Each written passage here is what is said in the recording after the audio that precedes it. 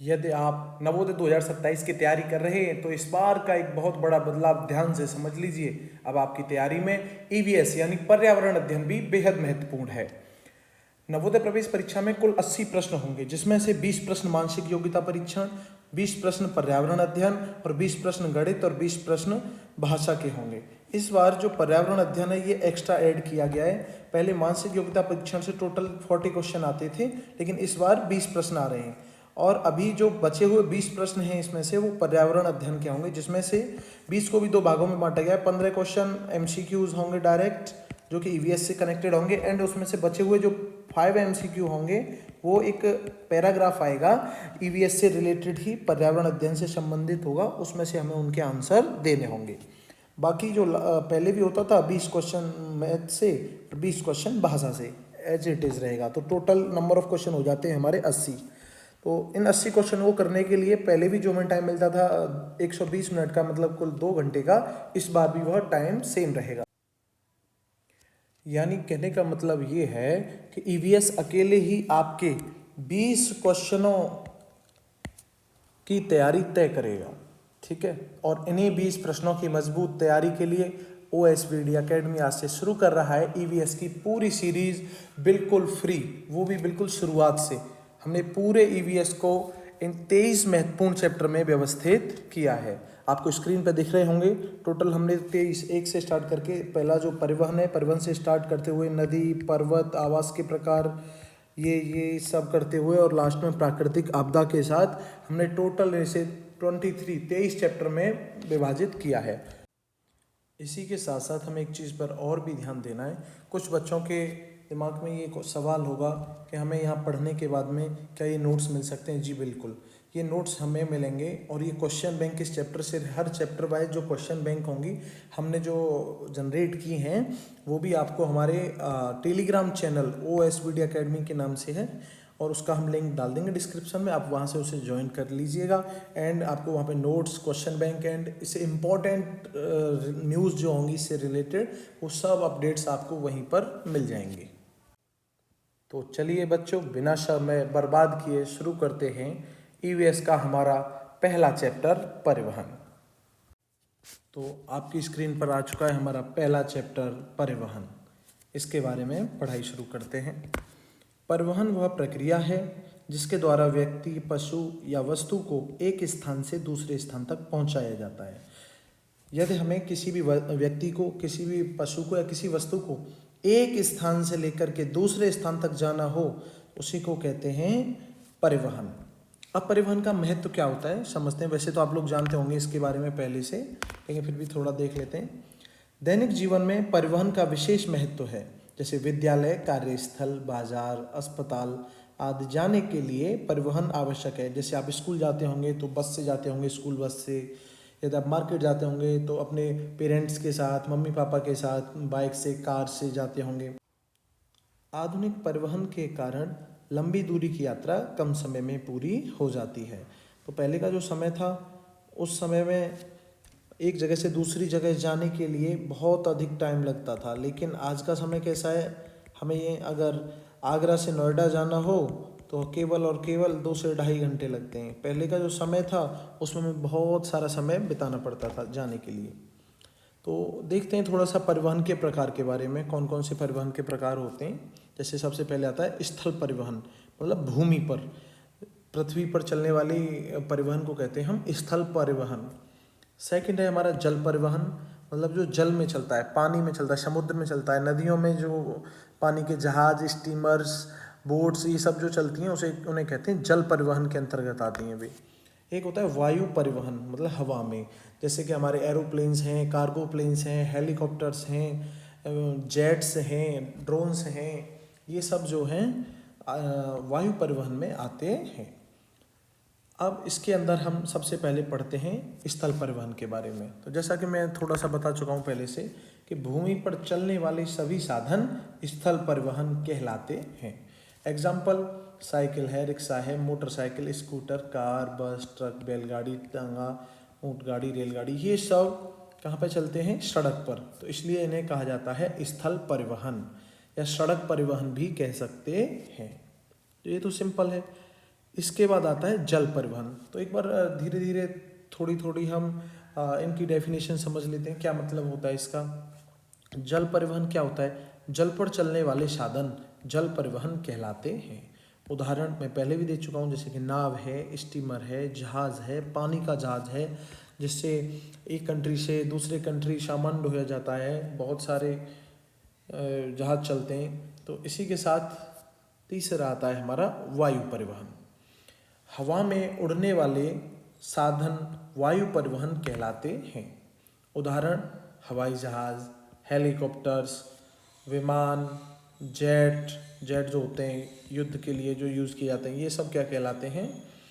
ये आते हैं वायु परिवहन में। ठीक, तो तीनों के नाम आप समझ गए होंगे, वायु परिवहन, जल परिवहन एंड स्थल परिवहन कौन कौन से होते हैं। अब इसको थोड़ा सा और अलग तरीके से देखते हैं। शक्ति के आधार पर परिवहन। शक्ति मतलब देखो अभी समझ में आएगा। जैसे कि मानव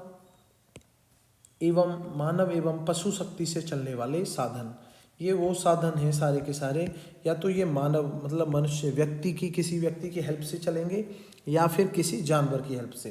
जैसे कि साइकिल है तो इसमें कोई इंजन नहीं होता, तो इसको कौन चलाता है? इंसान चलाता है। रिक्शा है, बोट है, इसको सब इंसान चलाते हैं।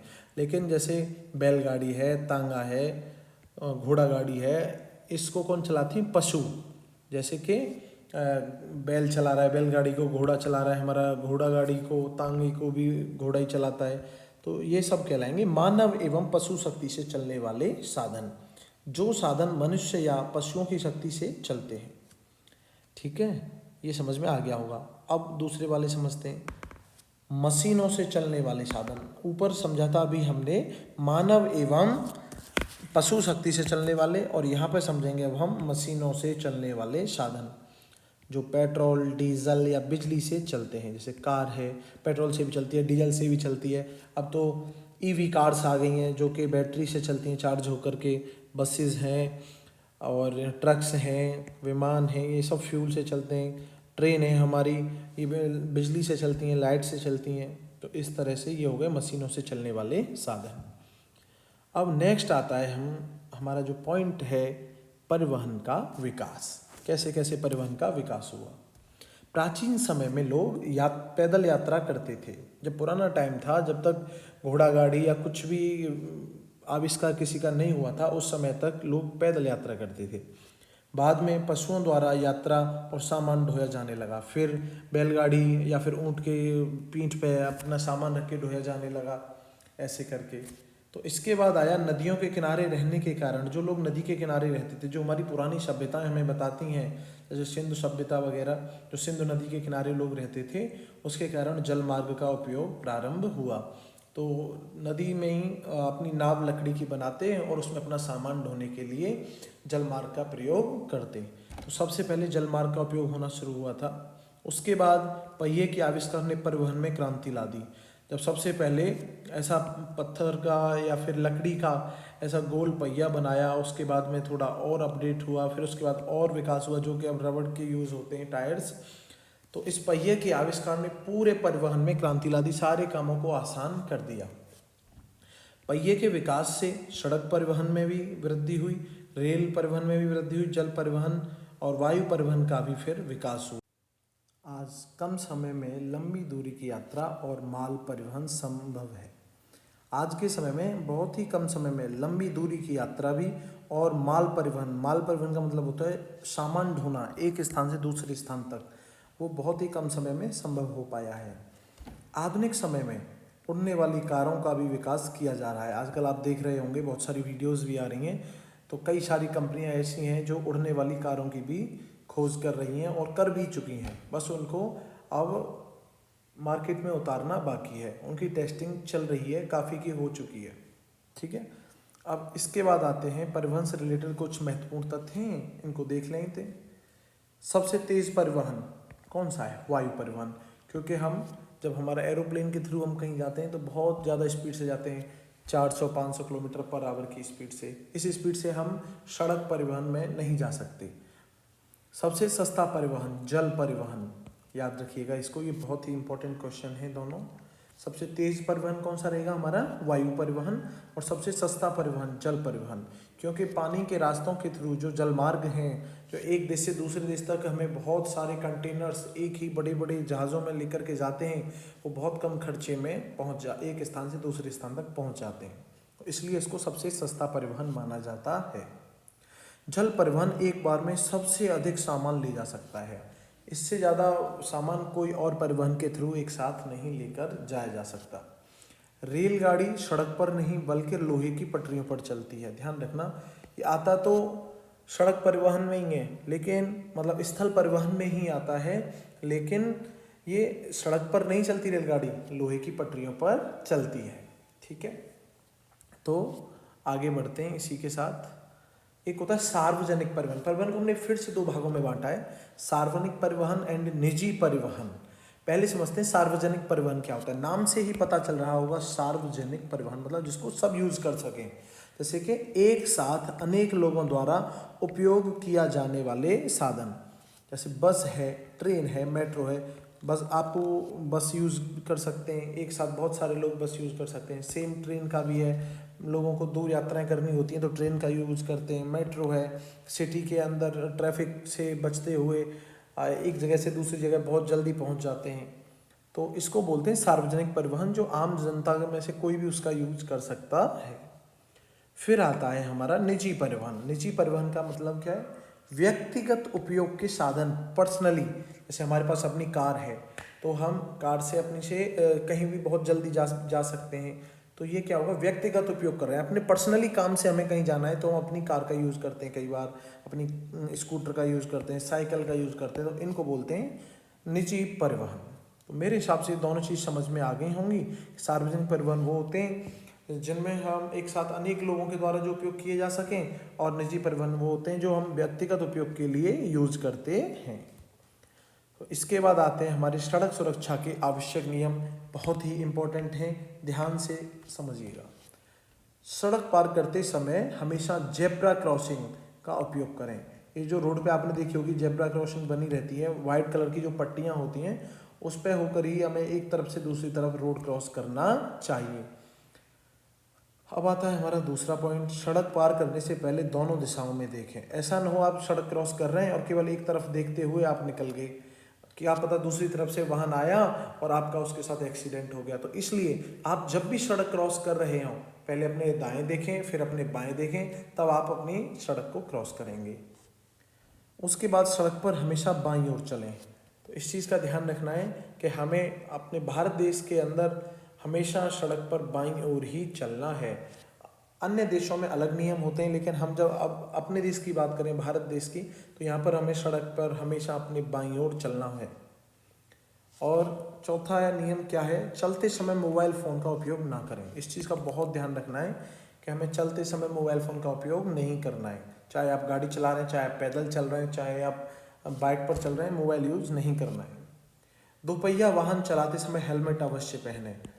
जब भी आप दोपहिया वाहन चला रहे हैं, कोई स्कूटी चला रहे हैं, कोई बाइक चला रहे हैं, तो आपको हेलमेट अवश्य पहनना है, क्योंकि अगर आप हेलमेट नहीं पहनेंगे, मान लीजिए एक्सीडेंट हुआ तो आपके सर में गंभीर चोट आ सकती है, और हेलमेट होगा तो कहीं ना कहीं तक वो चोट कम से कम लगेगी।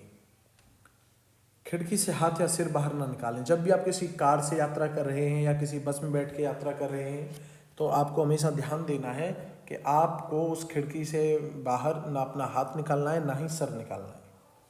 और बुजुर्गों के लिए आरक्षित सीट। आरक्षित सीट का मतलब होता है जो सीट पहले से फिक्स है बुजुर्ग लोगों के लिए, उनका सम्मान करें, हमेशा उन्हें उस सीट पर बिठाएं। जैसा कि आप चित्र में देख सकते हैं, वरिष्ठ नागरिक आरक्षित सीटें, इस तरह से आप उन्हें बिठाएं उनकी जगह पर। तो ये हो गए हमारी सड़क सुरक्षा के आवश्यक नियम।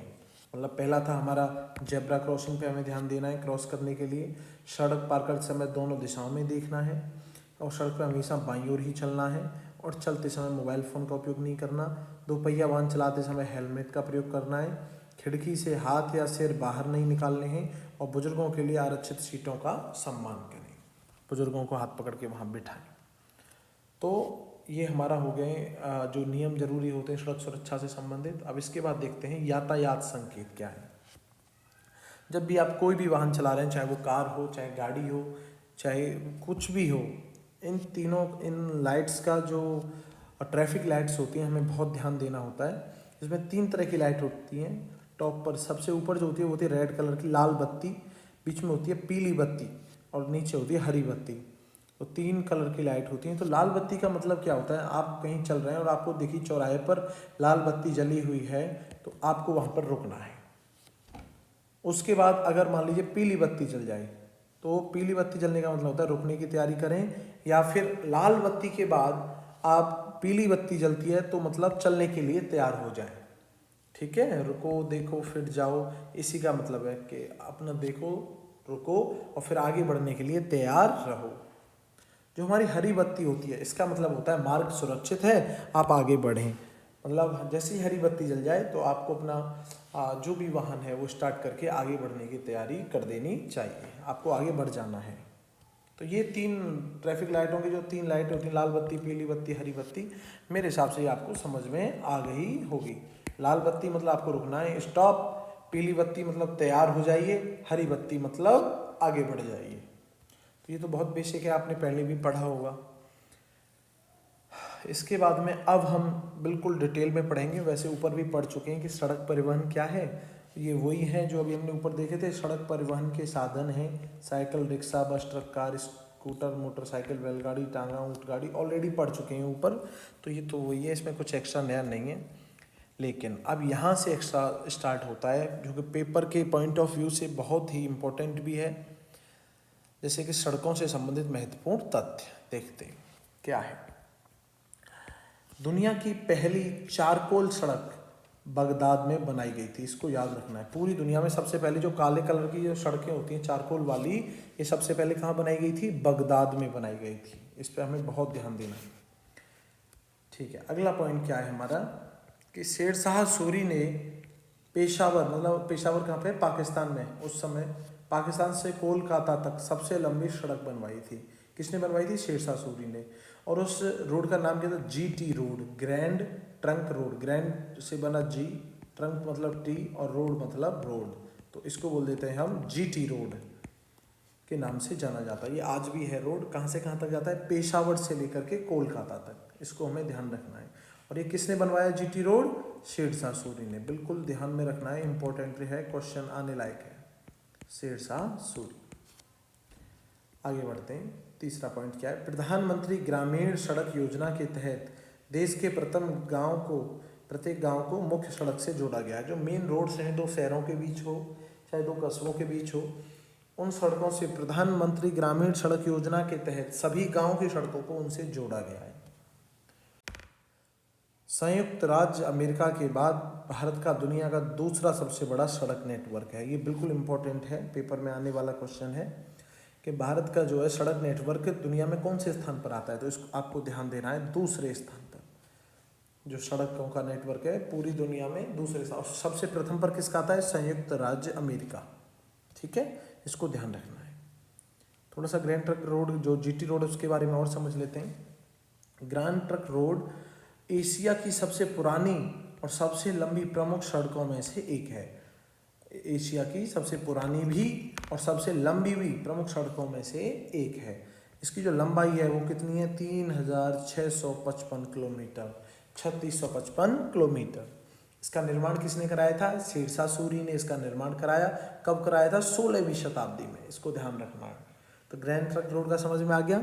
शेरशाह सूरी ने 16वीं शताब्दी में 3655 किलोमीटर लंबी पेशावर, पाकिस्तान से लेकर कोलकाता जो कि इंडिया में है वहाँ तक जो सड़क बनाई उसका नाम पड़ा ग्रैंड ट्रंक रोड, जो कि अब उसे GT रोड के नाम से जाना जाता है। तो आपको रास्ता दिख रहा होगा, पेशावर ये रहा पाकिस्तान में और ये रहा हमारा कोलकाता। तो वहाँ से स्टार्ट होते हुए ये पेशावर से दिल्ली होते हुए, फिर दिल्ली से कानपुर, इलाहाबाद होते हुए वाराणसी, ये पहुँचता है कोलकाता। ठीक है, इसे बोलते हैं GT रोड। तो आपको इन शहरों के नाम याद करने की ज़रूरत नहीं है, बस ये 2 नाम याद कर लीजिए। कहाँ से निकलता है, पेशावर से शुरू होकर के कोलकाता में ख़त्म होता है GT रोड। आगे बढ़ते हैं। अब भारत में सड़कों का जो वर्गीकरण किया गया है वो कितने तरीक़ों से किया गया है। तो सबसे पहले हमने राष्ट्रीय राजमार्ग, नेशनल हाईवेज, इनको नाम दिया हमने NH। फिर आते हैं राज्य राजमार्ग और स्टेट हाईवेज और SH बोलते हैं इनको। फिर आती हैं प्रमुख जिला सड़कें, फिर आती हैं ग्रामीण सड़कें। तो ऐसे करके इन 4 तरह से हमने भारत की सड़कों को बांटा है, राष्ट्रीय राजमार्ग, ठीक है, और राज्य राजमार्ग, प्रमुख जिला सड़कें और ग्रामीण सड़कें। अब देखते हैं थोड़ा राष्ट्रीय राजमार्ग के बारे में। भारतीय राष्ट्रीय राजमार्ग प्राधिकरण, ये क्या है? भारतीय राष्ट्रीय राजमार्ग प्राधिकरण क्या है? ये नेशनल हाईवे जितने भी हैं भारत के अंदर, मतलब राष्ट्रीय और राजमार्ग जितने भी NH हैं, NH वाले रोड हैं, उन सभी की देखरेख कौन रखता है? भारतीय राष्ट्रीय राजमार्ग प्राधिकरण। इसको शॉर्ट फॉर्म है NHAI, NHAI, ठीक है, ये आपको याद रखना है। इसकी स्थापना कब हुई थी? 1995 में। तो NHAI क्या करता है? भारतीय राष्ट्रीय राजमार्गों के विकास, रखरखाव और प्रबंधन के लिए उत्तरदायी है। तो बस इसमें इतना याद रखो कि राष्ट्रीय राजमार्ग की देखरेख कौन रखता है? NHAI। और इसकी स्थापना कब हुई थी? 1995 में। इसके बाद आता है हमारा एक स्वर्णिम चतुर्भुज योजना। इसको समझते हैं, पेपर के पॉइंट ऑफ व्यू से बहुत ही इंपॉर्टेंट है। यह भारत की सबसे बड़ी और विश्व की 5वीं सबसे लंबी राजमार्ग परियोजना है। इस पर ध्यान देना है। भारत की तो सबसे लंबी या फिर सबसे बड़ी भी कह सकते हैं, और विश्व की, पूरी दुनिया में 5वीं सबसे लंबी राजमार्ग परियोजना है। तो विश्व में ये जो पूरी परियोजना के अंदर जो हाईवे आता है, ये विश्व में 5वें नंबर पे आता है और भारत में सबसे पहले नंबर पर आता है। इसकी लंबाई कितनी है? 5846 किलोमीटर, लगभग बोल सकते हैं लगभग 6000 किलोमीटर, ठीक है। और ये कौन कौन से 4 शहरों को जोड़ती है? दिल्ली, मुंबई, कोलकाता, चेन्नई। ये बिल्कुल याद होने चाहिए आपको, जैसे दिल्ली, मुंबई और चेन्नई और कोलकाता, ठीक है जी। स्वर्णिम चतुर्भुज क्यों कहा जाता है? क्योंकि आप देख रहे होंगे ऐसे करके ये और ये ऐसे कनेक्ट होता है, तो क्या बन जाता है? ये एक चतुर्भुज। तो इसलिए इसका नाम रख दिया गया फिर स्वर्णिम चतुर्भुज। इसकी टोटल लंबाई है 5846 किलोमीटर। कितनी? 5846 किलोमीटर। तो ये आपको स्वर्णिम चतुर्भुज के अंदर समझ में आ गया होगा। इसके बाद आता है उत्तर दक्षिण एवं पूर्व पश्चिम कॉरिडोर। ये क्या है? इसके बारे में समझते हैं। उत्तर दक्षिण, उत्तर में हमारा कौन सा है? श्रीनगर शहर, और दक्षिण में कौन सा है? कन्याकुमारी। इन दोनों को जोड़ने वाले जो हाईवे है उसको बोलते हैं NH44, नेशनल हाईवे 44, ठीक है, राष्ट्रीय राजमार्ग 44 उसका नाम है हाईवे का। इसी को कहते हैं उत्तर दक्षिण कॉरिडोर, क्योंकि ये कौन सी दिशा में? भारत की उत्तर दिशा में है और ये दक्षिण दिशा में है, इसलिए इसे बोलते हैं उत्तर दक्षिण कॉरिडोर, जो कि श्रीनगर से कन्याकुमारी तक है। उसका नाम वैसे रखा गया NH44, जिसकी लंबाई लगभग 4000 किलोमीटर है, ठीक है, इसको ध्यान में रखना है। और दूसरा जो हमारा पूर्व पश्चिम कॉरिडोर है, तो पूर्व में सिलचर और पश्चिम में पोरबंदर, क्योंकि ये भारत के पूर्व में है और ये हमारा पश्चिम में है, ठीक। तो कॉरिडोर पोरबंदर गुजरात से सिलचर कौन से प्रदेश में आता है? असम तक NH27 के माध्यम से जुड़ता है। इस हाईवे को क्या नाम दिया गया है? National highway 27। इस बात का हम ध्यान रखेंगे। इसकी लंबाई कितनी हो जाती है? 3300 किलोमीटर। तो श्रीनगर से जो कन्याकुमारी तक NH44 था, उसकी लंबाई कितनी हो रही थी? 4000 किलोमीटर। और इसकी लंबाई कितनी होगी पूर्व पश्चिम कॉरिडोर की? 3300 किलोमीटर। तो उत्तर दक्षिण और पूर्व पश्चिम कॉरिडोर जो यहाँ पे मिलते हैं, आपस में एक दूसरे को इंटरसेक्ट करते हैं, काटते हैं, ये कौन सा शहर है? झांसी में। कौन सा शहर है? झांसी, जो कि उत्तर प्रदेश में आता है। कहाँ पर आता है? उत्तर प्रदेश में, ठीक है जी। तो उत्तर प्रदेश के झांसी में ये मिलते हैं, इसको ध्यान रखना। पेपर के पॉइंट ऑफ व्यू से ये भी एक इम्पोर्टेंट टॉपिक है, दोनों को आप समझ सकते हैं अच्छे से। इसके बाद ये यहाँ पे इन्हीं के बारे में बताया जो मैंने अभी बताया था। NH27 भारत का दूसरा सबसे लंबा राष्ट्रीय राजमार्ग है, जो जिसकी लंबाई कितनी है मैंने अभी बताई, 3300 किलोमीटर, जो कि पोरबंदर गुजरात से सिलचर असम को जोड़ता है, और NH44 जो श्रीनगर से कन्याकुमारी को जोड़ रहा था, NH44 इसकी लंबाई कितनी बताई मैंने अभी, लगभग 4000 किलोमीटर। भारत का सबसे लंबा राष्ट्रीय राजमार्ग, इसको आप याद भी कर सकते हैं। भारत का सबसे लंबा राष्ट्रीय राजमार्ग कौन सा है, NH44। ठीक है, टोटल लंबाई कितनी है, 4000 किलोमीटर। तो आज के लिए इतना ही, आज इस क्लास को यही एंड करते हैं। यहाँ आपको इस चैप्टर के नोट्स हमारे टेलीग्राम ग्रुप के अंदर मिल जाएंगे। टेलीग्राम जो चैनल है हमारा OSVD एकेडमी के नाम से, आप वहाँ पे जा कर के इसे पढ़ सकते हैं। इससे संबंधित जो भी क्वेश्चन होंगे, तो जैसे ही हमारे चैप्टर ख़त्म होगा उसके एंड में हम आपको सारे क्वेश्चन कराएंगे। तो ये चैप्टर हमारा कल ख़त्म हो जाएगा और परसों हम इसके क्वेश्चन एंड आंसर कर सकते हैं पेपर के पॉइंट ऑफ व्यू से। Thank you.